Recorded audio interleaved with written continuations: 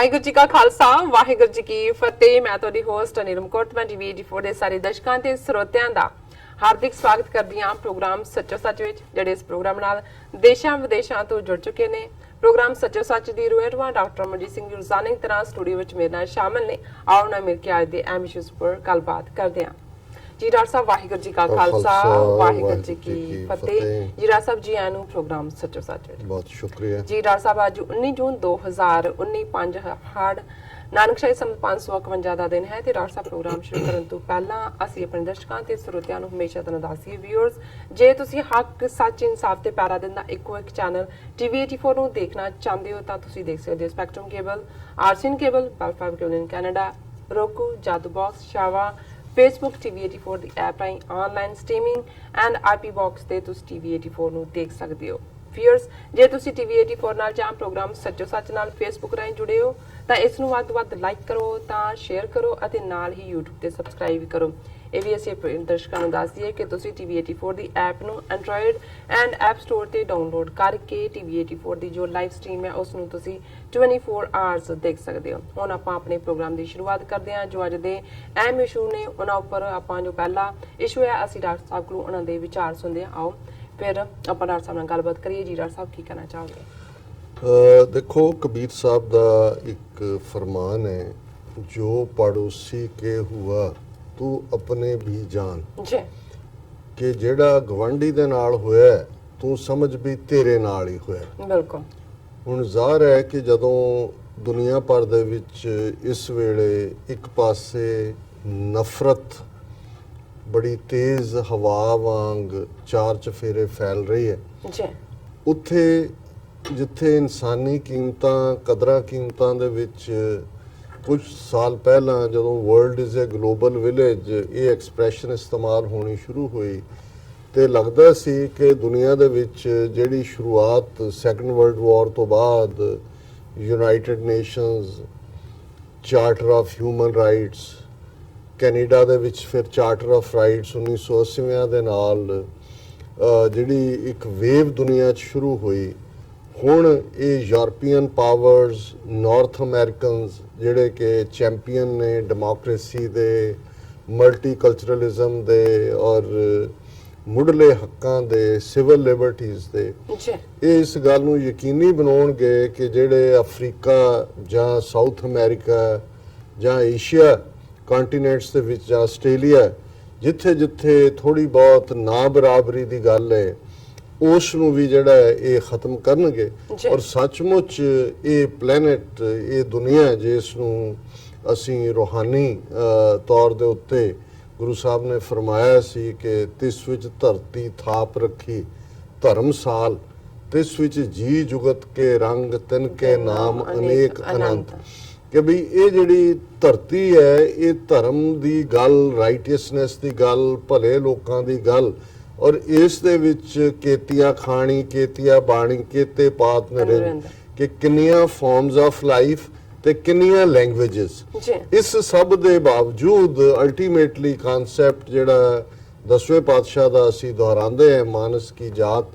ਸਭ ਹੈ ਇੱਕ ਹੈ ਪਹਿਚਾਨ ਬੋ, ਕਿ ਗੱਲ ਉਸ ਪਾਸੇ ਵੱਲ ਵੱਧ ਰਹੀ ਹੈ। ਪਰ ਮੰਦੇ ਭਾਗਾਂ ਨੂੰ ਅਸੀਂ ਦੇਖਦੇ ਹਾਂ ਕਿ ਆਲਮੋਸਟ ਈਵਨ ਜਿਹੜੀ ਪ੍ਰੋਗਰੈਸ 1980 1990 ਤੱਕ ਪਹੁੰਚਦੇ ਆ 1950 ਤੋਂ ਅੱਗੇ ਨੂੰ ਹੋਈ ਸੀ, ਹੁਣ ਉਨਾ ਹੀ ਪੁੱਠਾ ਗੇਅਰ ਲੱਗਾ ਹੋਇਆ ਔਰ ਬੜੀ ਤੇਜ਼ੀ ਦੇ ਨਾਲ ਜਿਹੜਾ ਉਹ ਸਾਰਿਆਂ ਨੂੰ ਅਨਡੂ ਕੀਤਾ ਜਾ ਰਿਹਾ ਹੈ, ਜਿਹੜਾ ਕਿ ਆਲਰੇਡੀ ਇੱਕ ਐਕਸੈਪਟੇਬਲ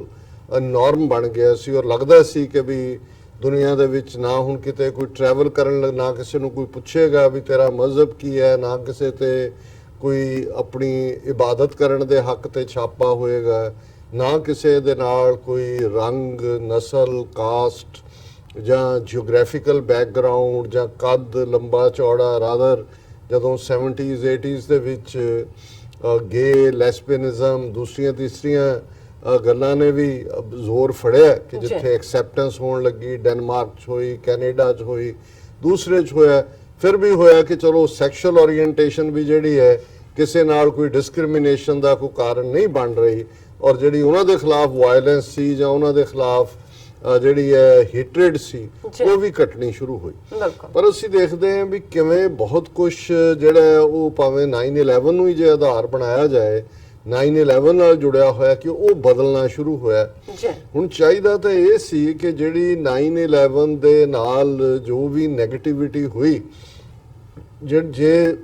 ਚੰਗੀਆਂ ਸੁਸਾਇਟੀਜ਼ ਦਾ ਜਾਂ ਸਿਵਲਾਈਜ਼ਡ ਯੂਰਪੀਅਨ ਜਾਂ ਨਾਰਥ ਅਮਰੀਕਨ ਵਰਲਡ ਦਾ ਰਿਸਪੌਂਸ ਹੋਣਾ ਚਾਹੀਦਾ ਸੀ ਕਿ ਵੀ ਨਹੀਂ, ਅਸੀਂ ਇਹ ਨਫ਼ਰਤ ਨਹੀਂ ਫੈਲਣ ਦੇਣੀ, ਅਸੀਂ ਇਸਲਾਮੋਫੋਬੀਆ ਨਹੀਂ ਹੋਣ ਦੇਣਾ, ਅਸੀਂ ਜ਼ੀਨੋਫੋਬੀਆ ਬਾਹਰਲਿਆਂ ਦੇ ਖਿਲਾਫ ਜਿਹੜਾ ਉਹ ਨਹੀਂ ਹੋਣ ਦੇਣਾ। ਜੀ ਲੇਕਿਨ ਅਸੀਂ ਬਹੁਤ ਤੇਜ਼ੀ ਦੇ ਨਾਲ ਦੇਖਦੇ ਹਾਂ ਕਿ ਕਿਵੇਂ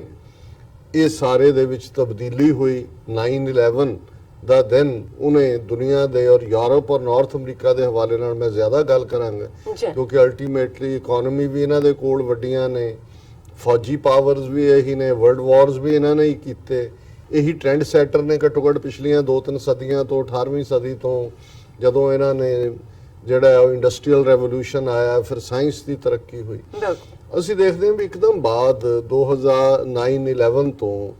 ਜਿਹੜਾ 2002 ਦੇ ਵਿੱਚ ਫਰਾਂਸ ਦੇ ਵਿੱਚ ਇੱਕ ਕਾਨੂੰਨ ਪਾਸ ਕੀਤਾ ਜਾਂਦਾ ਹੈ ਜੀ ਜਿਹਨੂੰ ਉਹਨਾਂ ਨੇ ostensible signs of religions are banned in schools, public places, courts, secured federal buildings, this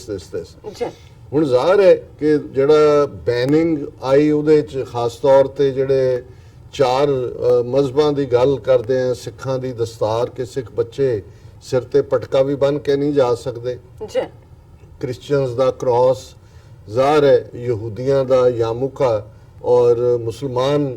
ਭੈਣਾਂ ਦਾ ਹਿਜਾਬ ਹਿਜਾਬ। ਜਾਂ ਜਿਹੜਾ ਸਿਰ ਨੂੰ ਕਵਰ ਕੀਤਾ ਜਾਂਦਾ ਹੈ, ਇਸ ਦੇ ਉੱਤੇ ਪਾਬੰਦੀ। ਹੁਣ ਇਸ ਗੱਲ ਨੂੰ ਜੇ ਅਸੀਂ 2002 ਦੇਖੀਏ ਤੇ 17 ਸਾਲ ਬੀਤ ਚੁੱਕੇ ਨੇ, ਉਹ ਇੱਕ ਐਸੀ ਇੱਕ ਨੈਗੇਟਿਵ ਟ੍ਰੈਂਡਿੰਗ ਸਟਾਰਟ ਹੋਈ ਜਿਹੜੀ ਕਿ ਅੱਜ 17 ਸਾਲ ਬਾਅਦ ਜਦੋਂ ਅਸੀਂ ਉਹ ਗੱਲ ਕਰ ਰਹੇ ਹਾਂ ਕਿ ਫਰਾਂਸ ਤੋਂ ਤੁਰੀ ਹੋਈ ਉਹ ਗੱਲ, ਇਸ ਤੋਂ ਬਾਅਦ ਯੂਰਪ 'ਚ ਕੀ ਹੋਇਆ, ਅਮਰੀਕਾ 'ਚ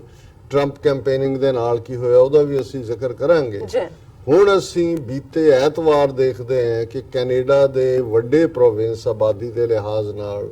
ਕਿਊਬੈਕ, ਜੀ ਇੱਕ ਜਿਹਦੇ 'ਚ ਫ੍ਰੈਂਚ ਮੂਲ ਦੇ ਲੋਕ ਜ਼ਿਆਦਾ ਰਹਿੰਦੇ ਨੇ, ਫਰਾਂਸੀਸੀ ਜਿਨ੍ਹਾਂ ਨੂੰ ਅਸੀਂ ਕਹਿੰਦੇ ਹਾਂ ਫਰਾਂਸੀਸੀ ਜ਼ਬਾਨ ਬੋਲਦੇ ਨੇ, ਉਹਨਾਂ ਦੀ ਜਿਹੜੀ ਲੈਜਿਸਲੇਚਰ ਅਸੈਂਬਲੀ ਹੈ ਉਹਨੇ ਇੱਕ ਬਿੱਲ ਜਿਹੜਾ ਬਿੱਲ ਨੰਬਰ 21 ਹੈ ਜੀ ਉਹ ਪਾਸ ਕੀਤਾ ਔਰ ਪਾਸ ਵੀ 73 to 35। ਸੋ ਜ਼ਾਹਰ ਹੈ ਕਿ ਓਵਰਵੈਲਮਿੰਗ ਮੈਜੋਰਿਟੀ ਇਸ ਬਿੱਲ ਦੇ ਹੱਕ 'ਚ ਸੀ ਔਰ ਇਹਦੇ ਥੱਲੇ ਉਹਨਾਂ ਨੇ ਉਹੀ ਜੋ ਫਰਾਂਸ ਦਾ ਕਾਨੂੰਨ 2002 ਦੇ ਵਿੱਚ ਸੀ ostensible signs of religion ਦਾ, ਉਹ ਉਹਨਾਂ ਨੇ ਇੱਥੇ ਵੀ ਪਾਸ ਕੀਤਾ, ਜਿਸ ਦੇ ਵਿੱਚ ਜਿਹੜਾ ਕੋਈ ਵੀ ਸਕੂਲ ਟੀਚਰ, ਪੁਲਿਸ ਆਫੀਸਰ, ਜੱਜ ਤੇ ਦੂਸਰੇ ਜਿਹੜੇ ਪਬਲਿਕ EMPLOYEE ਨੇ ਉਹ ਨਾ ਦਸਤਾਰ ਸਜਾ ਸਕਦੇ ਨੇ, ਨਾ ਉਹ ਯਾਮੁਕਾ ਜਾਂ ਉਹਦੇ ਲਈ ਕੋਈ ਹੋਰ ਲਫ਼ਜ਼ ਵੀ ਇਸਤੇਮਾਲ ਕੀਤਾ ਜਾਂਦਾ ਹੈ, ਸਕਲ ਕੈਪ ਹੁੰਦੀ ਹੈ ਯਹੂਦੀਆਂ ਦੀ, ਨਾ ਹੀ ਮੁਸਲਮਾਨ ਬੱਚੀਆਂ ਬੀਬੀਆਂ ਹਿਜਾਬ ਜਿਹੜੀਆਂ ਨੇ ਉਹ ਪਹਿਨ ਸਕਦੀਆਂ ਨੇ, ਨਾ ਹੀ ਕ੍ਰਿਸਚਨ ਦਾ ਕ੍ਰਾਸ। ਜੀ ਹੁਣ ਜ਼ਾਹਰ ਹੈ ਕਿ ਵੀ ਇਸ ਬਿੱਲ ਦੇ ਪਾਸ ਹੋਣ ਤੋਂ ਬਾਅਦ ਜਿਹੜੇ ਮੈਜੋਰਿਟੀ ਕਿਊਬੇਕਨ, ਇਹੀ ਨਹੀਂ ਵੀ ਉਹਨਾਂ ਦੇ ਨੁਮਾਇੰਦਿਆਂ ਨੇ ਕੀਤਾ, ਜਿਹੜੀ ਇਸ ਵੇਲੇ ਵਾਸਟ ਮੈਜੋਰਿਟੀ ਕਿਊਬੇਕਨਸ ਦੀ ਹੈ ਉਹ ਵੀ ਇਹਨੂੰ ਸਪੋਰਟ ਕਰਦੀ ਹੈ। ਜੀ ਔਰ ਇਸ ਦੀਆਂ ਕਿਉਂਕਿ ਬੇਸ਼ੱਕ ਹੁਣ 2002 ਦਾ ਜੇ ਅਸੀਂ ਫਰਾਂਸ ਦਾ ਕਾਨੂੰਨ ਦੇਖੀਏ ਉਹਨੂੰ, ਉਹਦੇ 'ਚ ਗੱਲ ਕੱਲੀ ਸਕੂਲਾਂ ਤੱਕ ਨਹੀਂ ਸੀ ਕਿ ਪਟਕਾ ਜਾਂ ਦੂਜਾ ਨਹੀਂ ਸੀ ਬਣ ਸਕਦੇ। ਫਿਰ ਉਹਨਾਂ ਨੇ ਕਿਹਾ ਜੀ ਡਰਾਈਵਰ ਲਾਇਸੈਂਸ ਉਹ ਤੁਸੀਂ ਬਿਨਾਂ ਪੱਗ ਤੋਂ, ਤੁਹਾਡਾ ਰੈਜ਼ੀਡੈਂਸ਼ੀਅਲ ਕਾਰਡ ਜਿਹੜਾ ਤੁਹਾਡਾ ਪਰਮਨੈਂਟ ਰੈਜ਼ੀਡੈਂਸੀ ਦਾ, ਔਰ ਹੌਲੀ ਹੌਲੀ ਪਬਲਿਕ ਪਲੇਸਿਸ ਦੇ ਉੱਤੇ। ਸੋ ਫਰਾਂਸ ਉਸ ਦੇ ਉੱਤੇ ਸਟਿਕ ਕੀਤਾ। ਇਹਦੇ ਬਾਵਜੂਦ ਕਿ ਯੂਨਾਈਟਿਡ ਸਿੱਖਸ ਆਰਗੇਨਾਈਜੇਸ਼ਨ ਨੇ 3 ਕੇਸ ਜਿਹੜੇ ਨੇ ਫਰਾਂਸ ਦੇ, ਇੱਕ ਸਕੂਲ ਬੱਚੇ ਦਾ ਸੀ,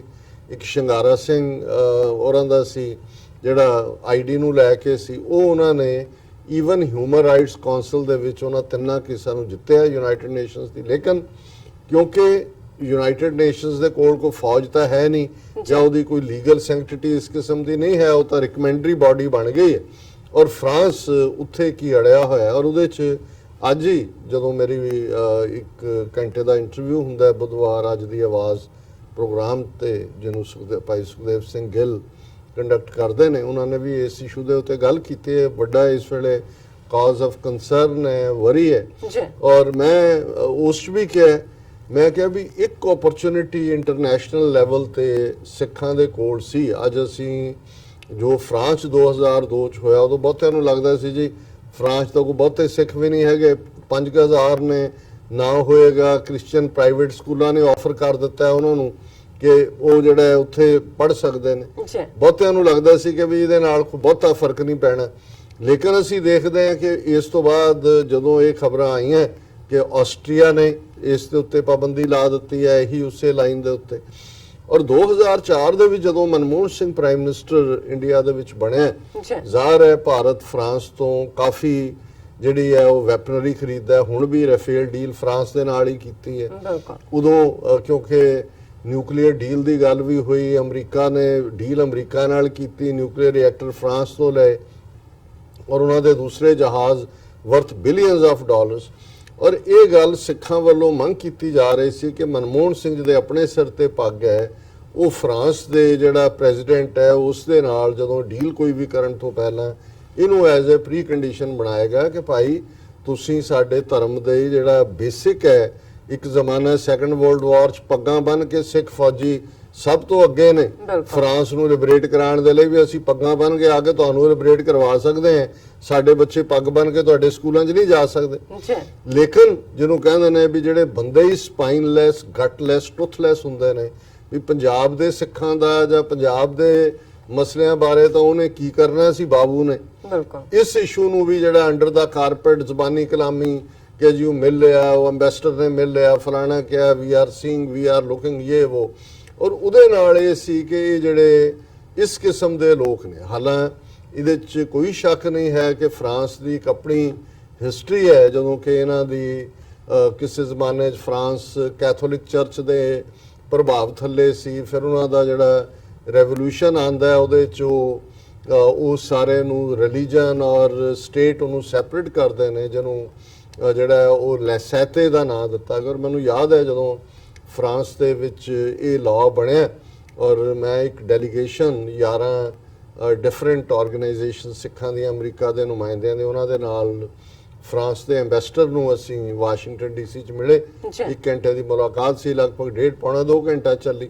ਔਰ ਉਹ ਜਿਵੇਂ ਕਰ ਰਿਹਾ, ਇਹਨਾਂ ਦੇ ਇੱਕ ਫ੍ਰੈਂਚ ਜ਼ਬਾਨ ਦਾ ਇੱਕ ਵਰਡ ਹੈ ਲੈਸੈਟੇ, ਔਰ ਲੈਸੈਟੇ ਜਿਹੜਾ ਇਹਨਾਂ ਦੇ ਫ੍ਰੈਂਚ ਕਨਸਟੀਟਿਊਸ਼ਨ ਦਾ ਹਿੱਸਾ ਹੈ, ਜਿਹਦੇ 'ਚ ਚਰਚ ਔਰ ਸਟੇਟ ਸੈਪਰੇਟ ਹੈ। ਔਰ ਉਹਦੇ 'ਚ ਉਹਨਾਂ ਨੇ ਕਿਹਾ ਜੀ ਅਸੀਂ ਮਤਲਬ ਇਹ ਸਾਡਾ ਇੰਟੈਂਟ ਕੋਈ ਸਿੱਖਾਂ ਲਈ ਨਹੀਂ ਸੀ, ਸਿੱਖ ਤਾਂ ਆ ਗਏ ਕ੍ਰਾਸਫਾਇਰ 'ਚ, ਅਸੀਂ ਤਾਂ ਉਹਨੂੰ ਲਾਗੂ ਕੀਤਾ ਲੈਸੈਤੇ ਨੂੰ। ਤੇ ਮੈਂ ਉਹਨੂੰ ਐਂਬੈਸਡਰ ਨੂੰ ਕਿਹਾ, ਮੈਂ ਕਿਹਾ ਜੀ ਤੁਸੀਂ ਫਰਾਂਸ ਅੱਜ ਇੱਕ ਫੰਡਾਮੈਂਟਲਿਸਟ ਕੰਟਰੀ ਬਣ ਗਿਆ। ਤੇ ਉਹ ਇੱਕਦਮ ਸ਼ੌਕ 'ਚ ਜਿਵੇਂ ਹੁੰਦਾ ਹੈ ਕਿ ਜੀ ਅਸੀਂ ਤਾਂ ਸੈਕੂਲਰ ਜਾਂ ਦੂਜੇ। ਮੈਂ ਕਿਹਾ ਤੁਹਾਡੇ ਤੇ ਫੰਡਾਮੈਂਟਲਿਸਟ ਜਿਹਨਾਂ ਨੂੰ ਤੁਸੀਂ ਕਹਿੰਦੇ ਹੋ ਉਹਨਾਂ 'ਚ ਕੀ ਫਰਕ ਹੈ? ਉਹ ਵੀ ਡੰਡੇ ਨਾਲ ਕਹਿੰਦੇ ਨੇ ਵੀ ਤੁਹਾਨੂੰ ਇਹ ਕੰਮ ਕਰਨਾ ਪਏਗਾ, ਇਹੀ ਫੰਡਾਮੈਂਟਲਿਜ਼ਮ ਹੈ ਜੇ ਤੁਸੀਂ ਇਹਨਾਂ ਦੀ ਲੈਂਗੁਏਜ ਹੀ ਦੇਖਣਾ ਹੋਵੇ। ਹਾਲਾਂ ਅਸੀਂ ਜਦੋਂ ਫੰਡਾਮੈਂਟਲਸ ਨਾਲ ਜੁੜੇ ਦੀ ਗੱਲ ਕਰਦੇ ਹਾਂ, ਉਹ ਹੈ ਜਿਹੜਾ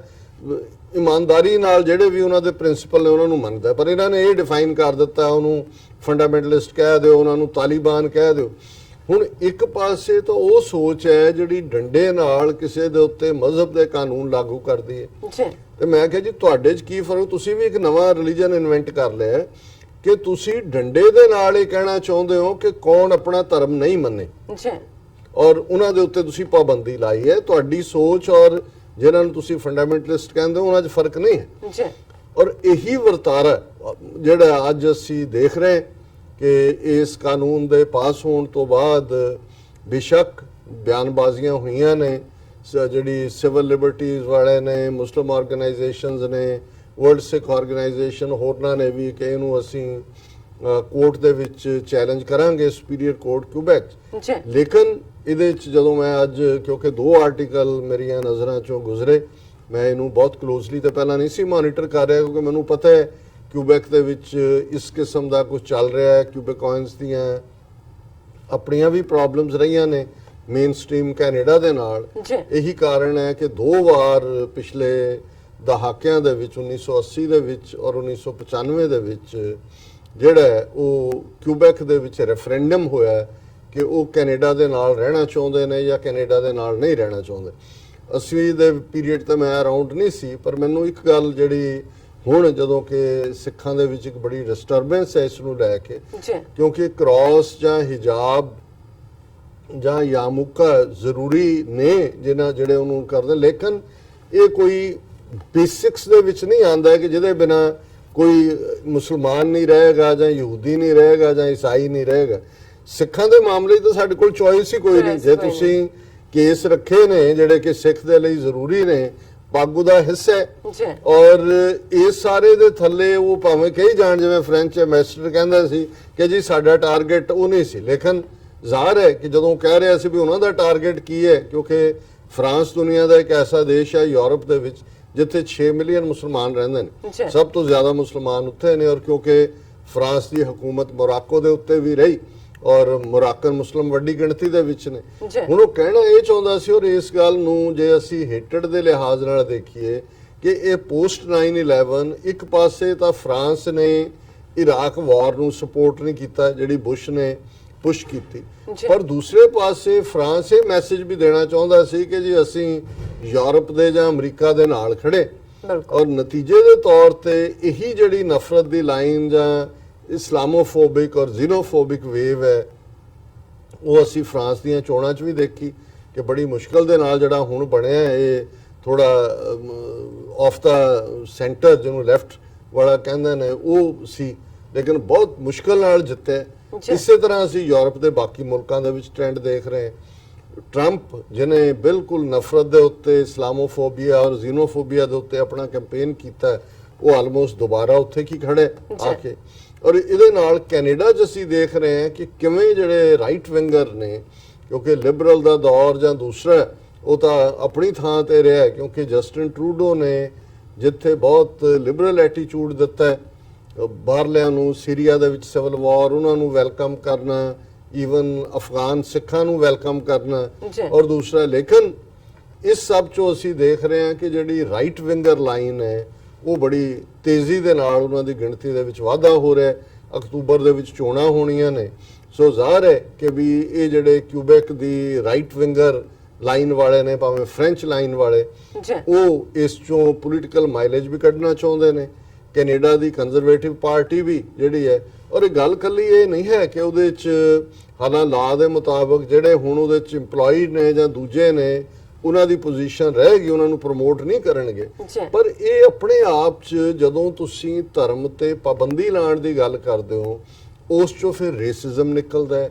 ਉਸ 'ਚੋਂ ਨਸਲੀ ਨਫ਼ਰਤ ਨਿਕਲਦੀ ਹੈ, ਮਜ਼ਹਬੀ ਨਫ਼ਰਤ ਨਿਕਲਦੀ ਹੈ। ਔਰ ਜਿਵੇਂ ਇੱਥੇ ਵੀ ਜਾਂ ਯੂਰਪ 'ਚ ਵੀ ਕੋਈ ਵੀ ਕਰੇਜ਼ੀ ਬੰਦਾ ਜਿਹਦੇ ਕੋਲ ਕੋਈ ਗਨ ਆ ਜਾਂਦੀ ਹੈ, ਦੂਸਰਾ ਜੇ ਨਿਊਜ਼ੀਲੈਂਡ ਦੇ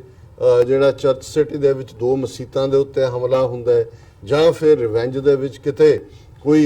ਇਸਲਾਮ 'ਚ ਯਕੀਨ ਕਰਨ ਵਾਲਾ ਚਾਕੂ ਨਾਲ ਅਟੈਕ ਕਰ ਦਿੰਦਾ ਹੈ, ਜਿਵੇਂ ਫਰਾਂਸ ਦੇ ਵਿੱਚ ਅਟੈਕ ਹੋਏ ਨੇ। ਸੋ ਇਹ ਜਿਹੜਾ ਜਿਹਨੂੰ ਫਿਰ ਇਹ ਨਹੀਂ ਹੁੰਦਾ ਜੀ ਕਿਹਨੇ ਸ਼ੁਰੂ ਕੀਤਾ ਤੇ ਕਿਹਨੇ ਐਂਡ ਕਰਨਾ ਹੈ, ਇਹ ਇੱਕ ਚੇਨ ਰਿਐਕਸ਼ਨ ਹੁੰਦਾ ਜਿਹੜਾ ਕਿ ਤੇਜ਼ੀ ਦੇ ਨਾਲ ਚੱਲ ਰਿਹਾ। ਔਰ ਕੈਨੇਡਾ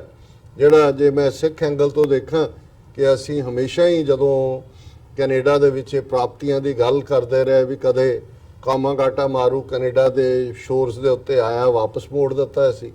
ਔਰ ਸਿੱਖਾਂ ਨੇ ਇੱਕ ਸਦੀ ਦਾ ਸਫ਼ਰ ਤੈਅ ਕਰ ਲਿਆ ਕਿ ਕਾਮਾਗਾਟਾ ਮਾਰੂ ਤੋਂ ਅੱਜ ਕੈਨੇਡਾ ਦੀ ਪਾਰਲੀਮੈਂਟ 'ਚ ਪਾਠ ਦਾ ਭੋਗ ਪੈਂਦਾ, ਅਖੰਡ ਪਾਠ ਸਾਹਿਬ ਦਾ।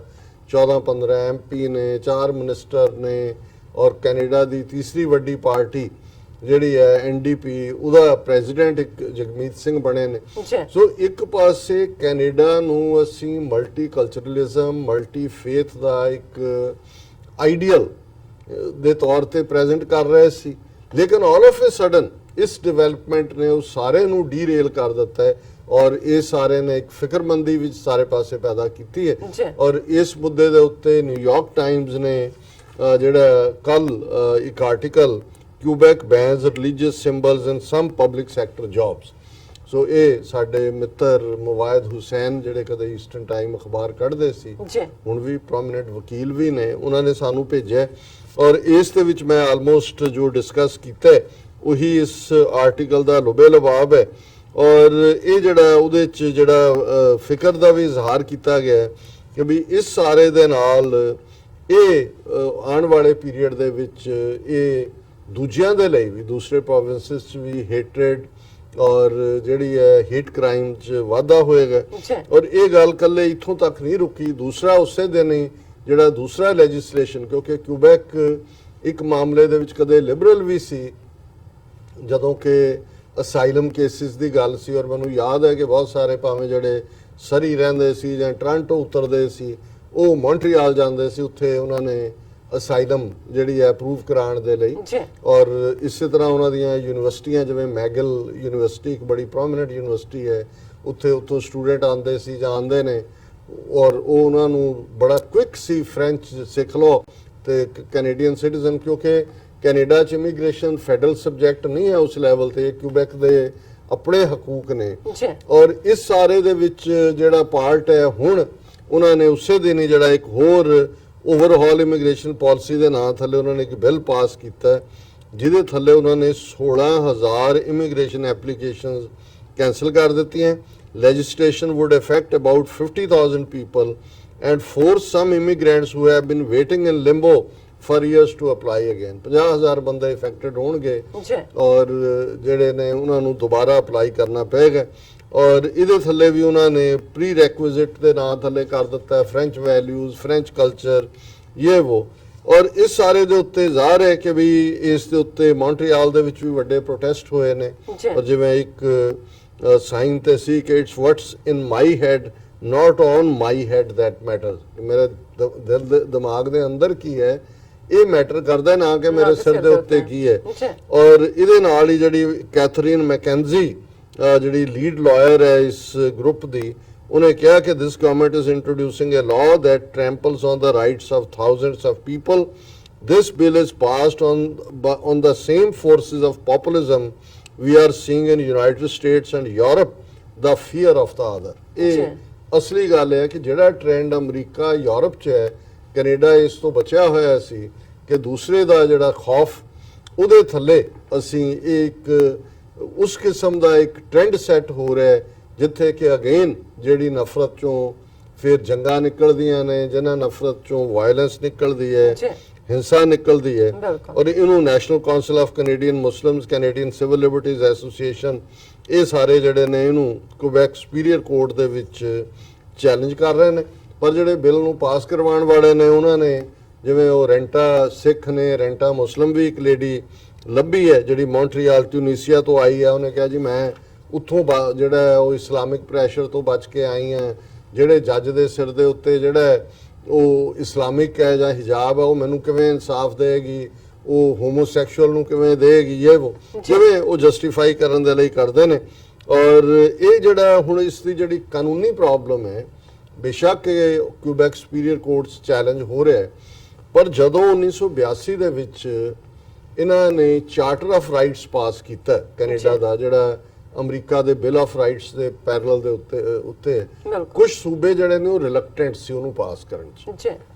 ਔਰ ਉਹਦੇ ਤੌਰ ਤੇ ਉਹਨਾਂ ਨੇ ਫਿਰ ਉਸ ਦੇ ਵਿੱਚ ਇੱਕ ਕਲੌਜ਼, ਇੱਕ ਸ਼ਬਦਾਵਲੀ ਨਾਟ ਵਿਦ ਸਟੈਂਡਿੰਗ ਕਲੌਜ਼, ਕਿ ਜਿਹਦੇ 'ਚ ਕਾਈਂਡ ਆਫ ਉਹਨਾਂ ਨੂੰ ਥੋੜੇ ਮੋਰ ਹਕੂਕ ਦਿੱਤੇ ਕਿ ਉਹ ਆਪਣੇ ਤੌਰ ਦੇ ਉੱਤੇ ਵੀ ਜਿਹੜਾ ਉਹਨੂੰ ਇੰਟਰਪ੍ਰੇਟ ਕਰ ਸਕਦੇ ਨੇ ਜੋ ਵੀ ਉਹਨਾਂ ਨੇ ਕਰਨਾ। ਹੁਣ ਜਿਹੜੀ ਲੀਗਲ ਐਕਸਪਰਟਸ ਰਾਏ ਦੇ ਰਹੇ ਨੇ ਵੀ ਹੋ ਸਕਦਾ ਹੈ ਕਿ ਇਹ ਜਿਹੜਾ ਬਿੱਲ ਹੈ ਜਿਹੜਾ ਪਾਸ ਹੋਇਆ ਇਹ ਕੋਰਟ ਦੇ ਵਿੱਚ ਜਿਹੜਾ ਇਸ ਦੇ ਉੱਤੇ ਕਾਮਯਾਬੀ ਨਾਲ ਚੈਲੰਜ ਨਾ ਹੋ ਸਕੇ, ਕਿਉਂਕਿ ਉਹ ਨਾਟ ਵਿਦ ਸਟੈਂਡਿੰਗ ਕਲੌਜ਼ ਜਿਹੜੇ ਨੇ ਉਸ ਦਾ ਸਹਾਰਾ ਲੈ ਸਕਦੇ ਨੇ। ਦੂਸਰਾ ਪਾਸਾ ਇਹ ਸੀ ਕਿ ਵੀ ਨਾਲ ਦੀ ਨਾਲ ਜਦੋਂ ਇਹ ਆਇਆ ਬਿੱਲ, ਜਿਹੜੇ ਮੌਂਟਰੀਆਲ ਔਰ ਦੂਸਰੇ ਉਸ ਬੈਲਟ ਦੇ ਕਈ ਸਕੂਲ ਡਿਸਟ੍ਰਿਕਟਸ ਨੇ,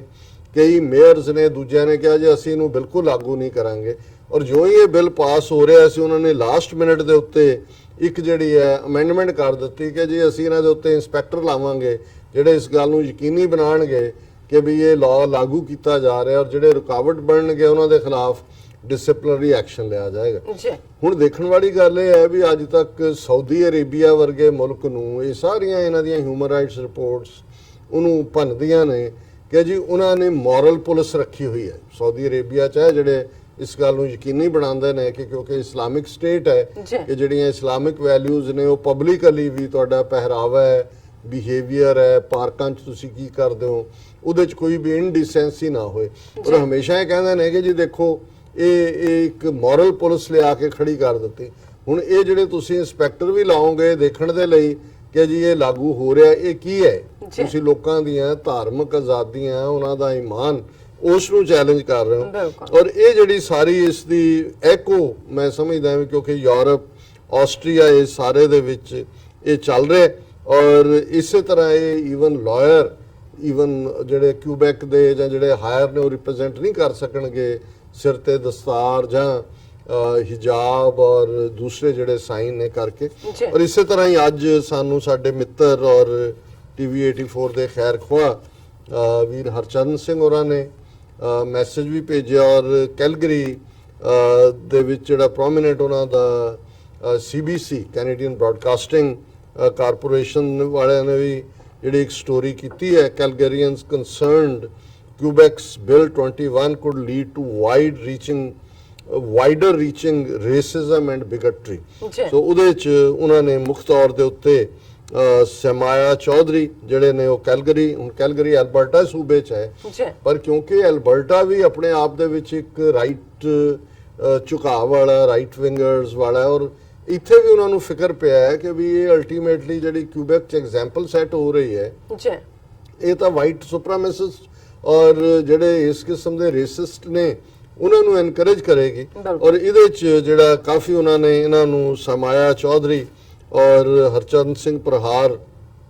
ਉਹਨਾਂ ਨੂੰ ਉਹਨਾਂ ਨੇ ਇੰਟਰਵਿਊ ਕੀਤਾ CBC ਨੇ, ਔਰ ਉਹਦੇ ਚ ਉਹਨਾਂ ਨੇ ਕਿਹਾ ਕਿ ਵੀ ਇਹ ਜਿਹੜਾ ਸਾਰਾ ਹੀ ਪਾਰਟ ਹੈ ਇਹ ਬਿਲਕੁਲ ਠੀਕ ਨਹੀਂ ਹੈ ਔਰ ਇਹ ਅਲਟੀਮੇਟਲੀ ਨਫ਼ਰਤ ਔਰ ਦੂਸਰੇ ਨੂੰ ਫੈਲਾਏਗਾ। ਔਰ ਹਰਚਰਨ ਸਿੰਘ ਉਹਨਾਂ ਨੇ ਕਿਹਾ we are opposed to this bill, we condemn this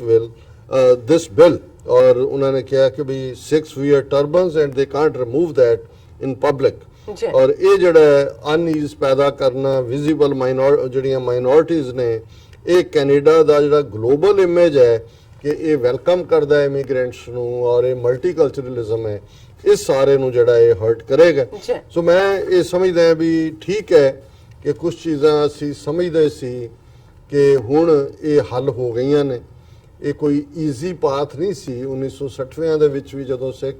England ਦੇ ਵਿੱਚ ਆਏ ਔਰ ਜਦੋਂ ਉਸ ਪੀਰੀਅਡ ਦੇ ਲੋਕਾਂ ਦੇ ਅਸੀਂ ਐਕਸਪੀਰੀਅੰਸ ਦੇਖਦੇ ਹਾਂ ਕਿ ਭਾਈ ਜਿਨ੍ਹਾਂ ਦੇ ਕੋਲੋਂ ਆਉਂਦੇ ਸੀ ਉਹ ਪਹਿਲਾਂ ਉਹਨਾਂ ਨੂੰ ਜਿਹੜੇ ਉਹਨਾਂ ਦੇ ਰਿਸ਼ਤੇਦਾਰ, ਭਰਾ, ਭਤੀਜੇ ਆਇਆ ਨਾਈ ਦੇ ਕੋਲ ਲੈ ਕੇ ਜਾਂਦੇ ਸੀ ਕਿ ਚੱਲ ਪਹਿਲਾਂ ਤਾਂ ਤੂੰ ਬੰਦਾ ਬਣ ਕਿਉਂਕਿ ਤੈਨੂੰ ਨੌਕਰੀ ਨਹੀਂ ਮਿਲਣੀ। ਸਕੂਲਾਂ 'ਚ ਬੱਚੇ ਜਿਹੜੇ ਨੇ ਦਸਤਾਰ ਨਾਲ ਨਹੀਂ ਸੀ ਜਾ ਸਕਦੇ, ਵਰਕ ਪਲੇਸ ਪ੍ਰੋਬਲਮ ਸੀ। ਸੋ ਇੰਗਲੈਂਡ ਦੇ ਵਿੱਚ ਸਿੱਖਾਂ ਨੇ ਇੱਕ ਤੋਂ ਬਾਅਦ ਇੱਕ ਲੜਾਈ ਜਿੱਤੀ, ਲੜੀ ਔਰ ਫਾਈਨਲੀ ਅੱਜ ਇੰਗਲੈਂਡ ਦੇ ਵਿੱਚ ਜਿਹੜਾ ਬਹੁਤ ਕੁਝ ਜਿਹੜਾ ਉਹ ਨਾਰਮਲ ਹੋਇਆ। ਵਰਕ ਪਲੇਸ ਦੇ ਉੱਤੇ ਵੀ ਹੱਕ ਮਿਲਿਆ, ਸਕੂਲਾਂ 'ਚ ਵੀ ਮਿਲਿਆ, ਦਸਤਾਰ ਨਾਲ ਜੱਜ ਵੀ ਬਣੇ, ਫੌਜ ਦੇ ਵਿੱਚ ਵੀ ਸਰਵ ਕਰਦੇ ਨੇ ਔਰ ਬਹੁਤ ਸਾਰਾ ਜਿਹੜਾ ਉਹੀ ਇੰਗਲੈਂਡ ਦਾ ਇੱਕ ਰੋਲ ਮਾਡਲ ਬਣ ਕੇ ਯੂਰਪੀਅਨ ਯੂਨੀਅਨ ਦੇ ਵਿੱਚ ਵੀ, ਹਾਲਾਂ ਬੈਲਜੀਅਮ ਦੇ ਵਿੱਚ ਪ੍ਰੋਬਲਮ ਹੋਈ ਜਾਂ ਫਰਾਂਸ ਦਾ ਮੈਂ ਜ਼ਿਕਰ ਕੀਤਾ ਹੈ, ਪਰ ਉੱਥੇ ਉਹ ਪੋਜੀਸ਼ਨ ਰਹੀ। ਸੋ ਅਸੀਂ ਲੜ ਕੇ ਜਿੱਤੇ ਹਾਂ। ਇਸੇ ਤਰ੍ਹਾਂ ਕੈਨੇਡਾ ਦੇ ਵਿੱਚ ਵੀ RCMP, royal Canadian mounted police, ਜਿਹਦੇ ਵਿੱਚ ਬਲਤੇਜ ਸਿੰਘ ਢਿੱਲੋਂ ਦਾ ਕੇਸ ਇੱਕ ਕਲਾਸਿਕ ਕੇਸ ਬਣਿਆ ਕਿ ਜਿਹਦੇ 'ਚ ਉਹ ਪੱਗ ਨਾਲ ਸਰਵ ਨਹੀਂ ਸੀ ਕਰਨ ਦਿੰਦੇ। ਸੋ ਉਸ ਕੇਸ ਨੂੰ ਬ੍ਰਿਟਿਸ਼ ਕੋਲੰਬੀਆ ਸੁਪਰੀਮ ਕੋਰਟ ਦੇ ਵਿੱਚ ਜਿੱਤਿਆ। ਨਤੀਜੇ ਦੇ ਤੌਰ ਤੇ ਅੱਜ ਸੈਂਕੜਿਆਂ ਦੇ ਗਿਣਤੀ 'ਚ ਜਿਹੜੇ ਸਿੱਖ ਨੇ ਉਹ RCMP ਔਰ ਉਹਨਾਂ ਦੀਆਂ ਦੂਸਰੀਆਂ ਪੁਲਿਸ ਫੋਰਸਿਸ ਸਰਵ ਕਰਦੇ ਨੇ। ਸੋ ਇਹਦੇ 'ਚ ਕਿਉਂਕਿ ਉਦੋਂ ਸਿੱਖ ਟਾਰਗੇਟ ਹੁੰਦੇ ਸੀ, ਅੱਜ ਉਹਦੇ ਨਾਲ ਅਸੀਂ ਦੇਖ ਰਹੇ ਹਾਂ ਕਿ ਵੱਡੀ ਗਿਣਤੀ 'ਚ ਮੁਸਲਮਾਨ ਵੀ ਕੈਨੇਡਾ 'ਚ ਵਸਦੇ ਨੇ, ਯਹੂਦੀ ਜਿਹੜੇ ਕਿ ਬੜੇ ਪਾਵਰਫੁਲ ਨੇ ਔਰ ਜ਼ਾਹਰ ਹੈ ਮੀਡੀਆ ਜਿਹੜਾ ਕੈਨੇਡਾ ਦਾ ਉਹਨਾਂ ਦੇ ਕੋਲ ਹੈ, ਔਰ ਇਸੇ ਤਰ੍ਹਾਂ ਜਿਹੜੇ ਕੈਥੋਲਿਕਸ ਨੇ ਇਹ। ਸੋ ਇਸ ਮੁੱਦੇ ਦੇ ਉੱਤੇ ਮੈਂ ਸਮਝਦਾ ਹਾਂ ਕਿ ਸਾਡੇ ਲੋਕਾਂ ਨੂੰ ਇੱਕ ਇਹ ਸਾਡਾ ਇੱਕ ਨੈਗੇਟਿਵ ਟ੍ਰੈਂਡ ਵੀ ਹੈ ਕਿ ਜਿਹੜੀ ਗੱਲ ਸਿੱਧੇ ਤੌਰ ਤੇ ਜਿਵੇਂ ਮੈਂ ਗੱਲ ਸ਼ੁਰੂ ਕੀਤੀ ਸੀ ਕਿ ਵੀ ਪੜੋਸੀ ਦੇ ਗਵਾਂਢੀ ਦੇ ਕੁਝ ਹੁੰਦਾ ਸਾਨੂੰ ਲੱਗਦਾ ਵੀ ਸਾਡੇ ਨਹੀਂ ਹੋਣਾ। ਸੋ ਇਹਨਾਂ ਮੁਲਕਾਂ ਦੇ ਵਿੱਚ ਤੁਹਾਡੀ ਸਟਰੈਂਥ ਲਾਈ ਕਰਦੀ ਹੈ। ਇੰਟਰਫੇਸ ਮੂਵਮੈਂਟ ਇੱਕ ਚੰਗੀ ਮੂਵਮੈਂਟ ਹੈ, ਪਰ ਮੈਂ ਦੇਖਿਆ ਵੀ ਸਾਡੇ ਬਹੁਤ ਸਾਰੇ ਇੰਟਰਫੇਸ ਤੇ ਵਾਜਾ ਵੂਜਾ ਵਜਾਉਂਦੇ ਨੇ, ਜਾ ਕੇ ਸ਼ਬਦ ਵੀ ਪੜ੍ਹ ਆਉਂਦੇ ਨੇ, ਫੋਟੋ ਵੀ ਲਵਾ ਲੈਂਦੇ ਨੇ, ਪਰ ਜਿਹੜਾ ਕੁੱਲ ਮਿਲਾ ਕੇ ਐਕਟਿਵਿਜ਼ਮ ਹੈ, ਜਿਹੜੀਆਂ ਆਰਗੇਨਾਈਜੇਸ਼ਨ, ਸਿਵਲ ਲਿਬਰਟੀ, ਉੱਥੇ ਤੁਹਾਨੂੰ ਆਪਣੇ ਲੋਕ ਨਜ਼ਰ ਨਹੀਂ ਆਉਂਦੇ। ਉਹ ਦੂਸਰਿਆਂ ਲਈ ਛੱਡਿਆ ਹੋਇਆ। ਸੋ ਹੁਣ ਕਿਉਂਕਿ ਆਪਣੇ ਸਿਰ ਤੇ ਪਈ ਹੈ, ਸੋ ਮੈਂ ਸਮਝਦਾ ਵੀ ਇਸ ਦੇ ਉੱਤੇ ਕੈਨੇਡਾ ਦੇ ਵਿੱਚ ਇੱਕ ਮੂਵਮੈਂਟ ਖੜੀ ਹੋਣੀ ਚਾਹੀਦੀ ਹੈ। ਜ਼ਾਹਰ ਹੈ ਉਹਨਾਂ ਦੀ ਸਿਵਲ ਲਿਬਰਟੀਜ਼ ਯੂਨੀਅਨ ਜਾਂ ਦੂਸਰੇ ਨੂੰ ਕਰਨਗੇ, ਪਰ ਸਿੱਖ ਫੋਰਫਰੰਟ 'ਚ ਹੋਣੇ ਚਾਹੀਦੇ ਨੇ। ਥਾਂ ਤੇ ਪ੍ਰੋਟੈਸਟ ਵੀ, ਲੀਗਲ ਫਾਈਟ ਵੀ ਔਰ ਪੋਲੀਟੀਕਲ ਫਾਈਟ। ਔਰ ਮੈਂ ਇੱਕ ਗੱਲ ਦੇ ਉੱਤੇ ਕਨਕਲੂਡ ਕਰਾਂ ਜੀ ਕਿ ਬਹੁਤ ਵਾਰ ਅਸੀਂ ਇਹ ਰਿਅਲਾਈਜ਼ ਵੀ ਨਹੀਂ ਕਰ ਰਹੇ ਹੁੰਦੇ, ਔਰ ਮੈਂ ਅੱਜ ਦੇ ਰੇਡੀਓ ਟਾਕ ਸ਼ੋਅ 'ਚ ਵੀ ਕਿਹਾ ਹੈ, ਮੈਂ ਕਿਹਾ ਵੀ 1995 ਦੇ ਵਿੱਚ ਜਦੋਂ ਰੈਫਰੈਂਡਮ ਹੋ ਰਿਹਾ ਸੀ ਕਿਊਬੈਕ ਦੇ ਵਿੱਚ ਕਿ ਕਿਊਬੈਕ ਨੇ ਕੈਨੇਡਾ ਦੇ ਨਾਲ ਰਹਿਣਾ ਹੈ, ਕਿ ਉਹਨਾਂ ਨੇ ਇੰਡੀਪੈਂਡੈਂਟ ਹੋਣਾ ਹੈ, ਜੀ ਤੇ ਟੋਰਾਂਟੋ ਔਰ ਦੂਸਰੀਆਂ ਥਾਵਾਂ ਤੋਂ ਬੱਸਾਂ ਭਰ ਕੇ ਲਿਬਰਲ ਪਾਰਟੀ ਔਰ ਦੂਸਰਿਆਂ ਦੇ ਵਲੰਟੀਅਰ ਉੱਥੇ ਜਾ ਰਹੇ ਸੀ ਪ੍ਰਚਾਰ ਕਰਨ ਕਿ ਨਹੀਂ ਇਹ ਜਿਹੜਾ ਕਿਊਬੈਕ ਅੱਡ ਨਹੀਂ ਹੋਣਾ। ਤੇ ਮੈਂ ਕੁਦਰਤੀ ਟੋਰਾਂਟੋ ਗਿਆ ਹੋਇਆ ਸੀ, ਮੈਂ ਕਿਹਾ ਜੀ ਮੈਨੂੰ ਇਹ ਤੁਹਾਡੀ ਗੱਲ ਸਮਝ ਨਹੀਂ ਆਈ। ਜੀ ਇੱਕ ਪਾਸੇ ਤਾਂ ਅਸੀਂ ਖਾਲਿਸਤਾਨ ਦੀ ਮੰਗ ਕਰਦੇ ਕਿ ਅਸੀਂ ਇੰਡੀਆ ਤੋਂ ਅੱਡ ਹੋਣਾ ਹੈ, ਬਿਲਕੁਲ ਕਿਊਬੈਕ ਵਾਲਿਆਂ ਨੂੰ ਉਹ ਸਾਨੂੰ ਹੱਕ ਦਿੰਦੇ ਨਹੀਂ, ਕਿਊਬੈਕ ਵਾਲਿਆਂ ਦੀ ਵੀ ਇਹੀ ਮੰਗ ਹੈ ਵੀ ਅਸੀਂ ਕੈਨੇਡਾ ਦੇ ਨਾਲ ਨਹੀਂ ਰਹਿਣਾ। ਜੀ ਤੇ ਤੁਸੀਂ ਇਸ ਥਾਂ ਤੋਂ ਜਾ ਕੇ ਤੁਸੀਂ ਕਿਉਂ ਮਾਮੇ ਬਣੇ ਹੋਏ ਹੋ ਕਿ ਕਿਊਬੈਕ ਵਾਲਿਆਂ ਨੂੰ ਤੁਸੀਂ ਆਜ਼ਾਦੀ ਨਹੀਂ ਲੈਣ ਦੇਣੀ। ਜੀ ਹੁਣ ਜੇ ਅੱਜ ਅਸੀਂ ਇਹ ਬਹੁਤ ਸਾਰੀਆਂ ਚੀਜ਼ਾਂ ਰਿਫਲੈਕਟ ਕਰ ਰਹੇ ਹਾਂ, ਜੇ ਕਿਊਬੈਕ ਦੇ ਵਿੱਚ ਸਿੱਖ ਜਿਹੜੇ ਨੇ ਉਹਨਾਂ ਦੀ ਬਲੌਕ ਕਿਊਬੈਕੋਇਸ ਔਰ ਦੂਸਰੀਆਂ ਧਿਰਾਂ ਦਾ ਹਿੱਸਾ ਬਣਦੇ, ਉਹਨਾਂ ਦੀਆਂ ਸ਼ਾਇਦ ਜੀ ਇਹ ਜਿਹੜਾ ਪਾਰਟ ਹੈ ਇਹ ਸਾਹਮਣੇ ਨਾ ਆਉਂਦਾ। ਬਿਲਕੁਲ। ਪਰ ਜਦੋਂ ਤੁਸੀਂ ਆਪ ਹੀ ਆਪਣੇ ਪੈਰਾਂ ਤੇ ਕੁਹਾੜੀ ਮਾਰਦੇ ਹੋ, ਔਰ ਬਹੁਤ ਥੋੜੇ ਨੇ ਜਿਹੜੇ ਕਿ ਪੋਲੀਟੀਕਲ ਪ੍ਰੋਸੈਸ 'ਚ ਇਨਵੋਲਵ ਹੋਏ ਉੱਥੇ, ਔਰ ਮੈਂ ਸਮਝਦਾ ਵੀ ਇਸ ਦਾ ਵੀ ਇੱਕ ਨਤੀਜਾ ਹੈ। ਔਰ ਅਸੀਂ ਤਾਂ ਵਿਜ਼ੀਬਲ ਹੈ ਉੱਥੇ, ਬਾਕੀ ਕਿੰਨੇ ਰਹਿੰਦੇ ਨੇ, ਅਸੀਂ ਤਾਂ ਦਸਤਾਰਾਂ ਨਾਲ ਵਿਜ਼ੀਬਲ ਹੈ। ਤੇ ਜੇ ਸਾਡੀ ਵਿਜ਼ੀਬਿਲਟੀ ਅਸੀਂ ਕਿਊਬੈਕਨਸ ਦੀ ਆਜ਼ਾਦੀ ਦੇ ਖਿਲਾਫ ਜਾ ਕੇ ਲਿਬਰਲ ਵਾਲਿਆਂ ਦੇ ਨਾਲ ਜਾਂ ਕੈਨੇਡਾ ਦੀ ਯੂਨਿਟੀ ਸਟਰਕਚਰ ਦੇ ਨਾਲ ਖਲੋਤੇ, ਤਾਂ ਉਹਨਾਂ ਨੂੰ ਵੀ ਲੱਗਦਾ ਕਿ ਵੀ ਇਹ ਰਹਿੰਦੇ ਇੱਥੇ ਨੇ, ਅਸਾਈਲਮ ਵੀ ਇੱਥੇ ਆ ਕੇ ਲਈ ਹੈ ਇਹਨਾਂ ਨੇ, ਔਰ ਇਹ ਜਿਹੜੇ ਨੇ ਇਹ ਅਗੇਂਸਟ ਭੁਗਤ ਰਹੇ ਨੇ। ਸੋ ਮੈਂ ਸਮਝਦਾ ਹਾਂ ਵੀ ਹੁਣ ਘੱਟੋ ਘੱਟ ਅਸੀਂ ਜੇ ਓਵਰਆਲ ਐਕਟਿਵਿਜ਼ਮ ਕਰਨਾ ਹੈ ਤੇ ਫਿਰ ਇਸ ਮੁੱਦੇ ਨੂੰ ਡਾਈ ਡਾਊਨ ਨਹੀਂ ਹੋਣ ਦੇਣਾ ਚਾਹੀਦਾ। ਨਹੀਂ ਤਾਂ ਇਹ ਗੱਲ ਇੱਥੇ ਨਹੀਂ ਰੁਕੇਗੀ, ਕੱਲਾ ਕਿਊਬੈਕਸ ਨਹੀਂ, ਔਰ ਅਮਰੀਕਾ 'ਚ ਬੈਠੇ ਸਿੱਖ ਵੀ ਇਸ ਗੱਲ ਨੂੰ ਦੇਖ ਲੈਣ ਕਿ ਇੱਥੇ ਵੀ ਜੋ ਟਰੰਪ ਦੀ ਅਜੇ ਕੋਈ ਪਪੂਲੈਰਿਟੀ ਉਹਦੀ ਥੱਲੇ ਨੂੰ ਨਹੀਂ ਗਈ ਹੈ, ਉਹ ਵੀ ਕਹਿ ਰਿਹਾ ਕਿ ਆਲ ਡਿਪੋਰਟ ਮਿਲੀਅਨਸ ਆਫ ਇਲੀਗਲਸ, ਔਰ ਉਹ ਆਲਰੇਡੀ ਉਸ ਲਾਈਨ ਦੇ ਉੱਤੇ। ਔਰ ਕਾਨੂੰਨ ਜਿਸ ਕਿਸਮ ਦੇ ਮਰਜ਼ੀ, ਜਦੋਂ ਇੱਕ ਵਾਰੀ ਨਫ਼ਰਤ ਫੈਲਦੀ ਹੈ, ਇੱਥੇ ਵੀ ਯੂਐਸ ਕਾਂਗਰਸ ਨੇ ਬੜੇ ਰੇਸਿਸਟ ਕਾਨੂੰਨ ਬਣਾਏ ਹੋਏ ਸੀ 1960ਵੇਂ ਤੱਕ, ਸੈਗਰੀਗੇਸ਼ਨ ਸੀ ਸਿਵਲ ਲਿਬਰਟੀ ਮੂਵਮੈਂਟ ਚੱਲਣ ਦੇ ਵੇਲੇ। ਸੋ ਇਹ ਟ੍ਰੈਂਡ ਬਦਲਦੇ ਰਹਿੰਦੇ ਨੇ, ਪਰ ਇਸ ਸਾਰੇ 'ਚ ਮੈਂ ਸਮਝਦਾ ਹਾਂ ਵੀ ਕੈਨੇਡੀਅਨ ਮੇਨ ਸਟ੍ਰੀਮ ਜਿਹੜੀ ਹੈ ਸੱਚਮੁੱਚ ਲਿਬਰਲ ਔਰ ਮਲਟੀਕਲਚਰਲ ਔਰ ਮਲਟੀ ਫੇਥ ਵੈਲਿਊਜ਼ ਵਾਲੀਆਂ ਆਰਗੇਨਾਈਜੇਸ਼ਨਸ ਨੇ, ਉਹਨਾਂ ਦੇ ਨਾਲ ਮਿਲ ਕੇ ਇਸ ਦੇ ਉੱਤੇ ਫੁੱਲ ਐਕਟੀਵਿਟੀ ਹੋਣੀ ਚਾਹੀਦੀ। ਬਿਲਕੁਲ ਰਾਸਾ, ਤੁਹਾਡਾ ਬਹੁਤ ਸ਼ੁਕਰੀਆ। ਤੁਸੀਂ ਪਹਿਲਾ ਇਸ਼ੂ ਸਾਡੇ ਦਰਸ਼ਕਾਂ ਨਾਲ